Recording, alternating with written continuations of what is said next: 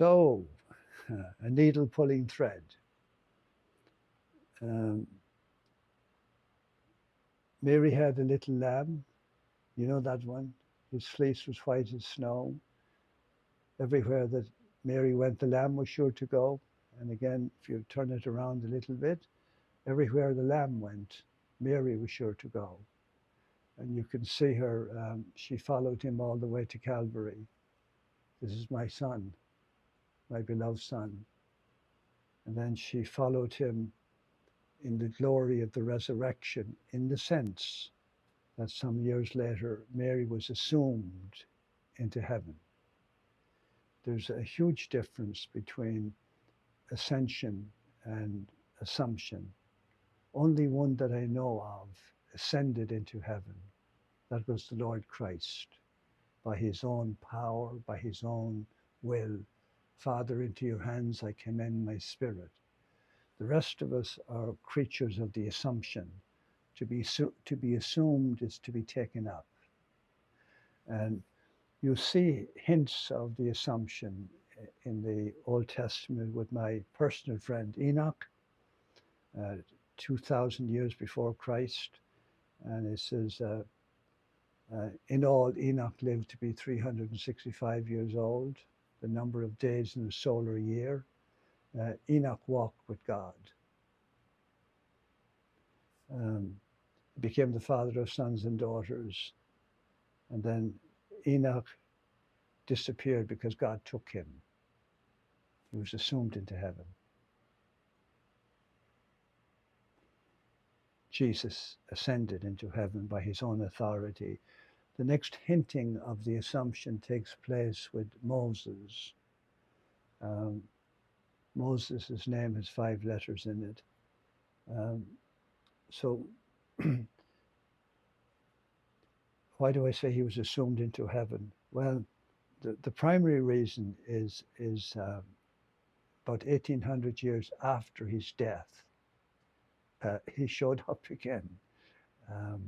He showed up on the week before Jesus died on the cross. Jesus took with him Peter, James, and John and went up on a high mountain. They call it the Mount of Transfiguration. And he began to be transfigured. His garments became whiter than the snow, and he was brighter than the sun. And who shows up? Moses, the law, the first 5 books, and Elijah the prophet. Elijah had been dead about 1100 years.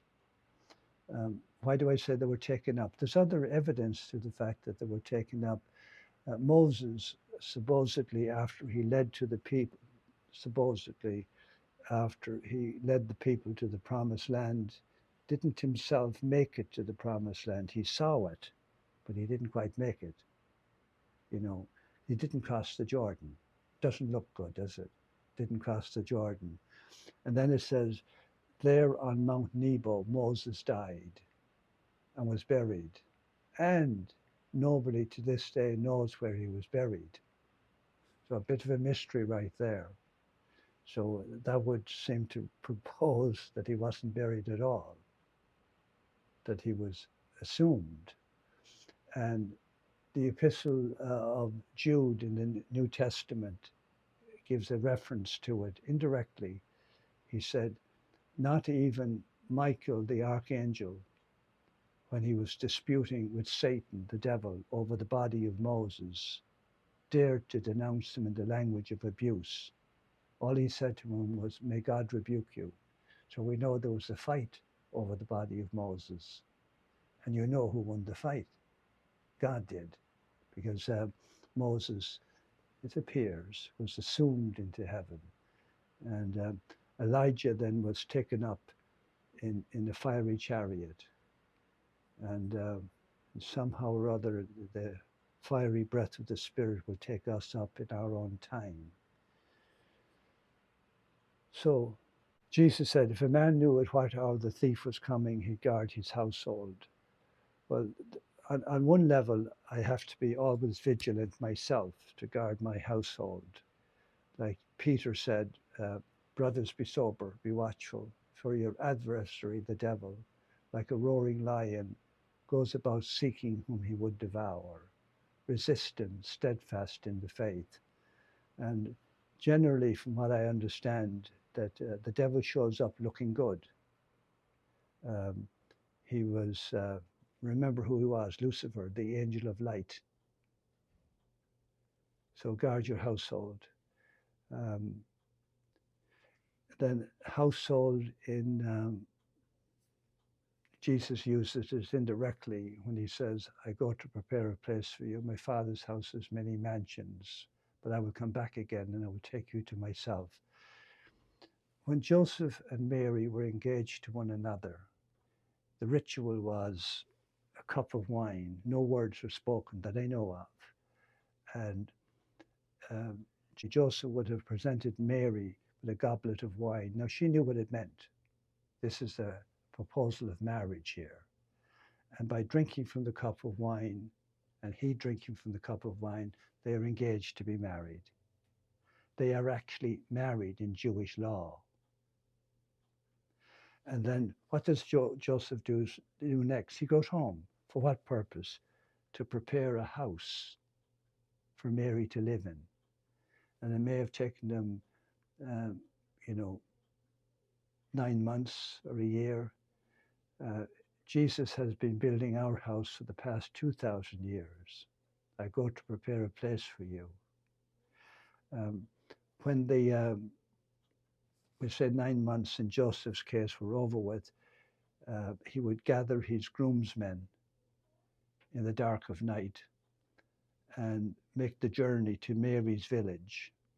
And then as they approached the village, protocol had said that you should blow on the shofar, the ram's horn. And there's one behind me here on the wall. And so this eerie sound would go all over the village. And hopefully, when he came back to claim Mary, in the respective houses where her bridesmaids were, they had oil lamps burning by their bedside because they didn't know when the bridegroom Joseph would return. It all depended on how good a carpenter he was. And so then when it was, the shofar was, all the ladies knew to get up and trim their lamps, or if you'll excuse this reference from me, to get the cold cream off their faces, and the other stuff, parts of the ritual. And Mary is carried back by Joseph to his father's house.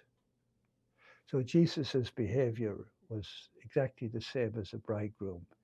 He took a cup of wine and said, take this, all of you, and drink from it. This is the cup of my blood, the blood of the new covenant. Now look at the word covenant. Kovenio means to bring together. The blood of the new marriage. So they were married to Christ. And then the very next day he was gone. Father, into your hands I commend my spirit. But he let them know ahead of time, I go to prepare a place for you. There's many mansions in my Father's house. And then the lovely thing is even the shofar kicks in here again. Jesus tells us that at the sound of the archangel's trumpet, the Son of Man, namely Jesus, will come back at the end of time to claim his bride, the church. The sea will give up its dead. All who are buried in the dust of the earth will rise. All who are living on the earth will also rise and be taken up by the bridegroom. And excuse the Hollywood reference. And they lived happily ever after. Amen.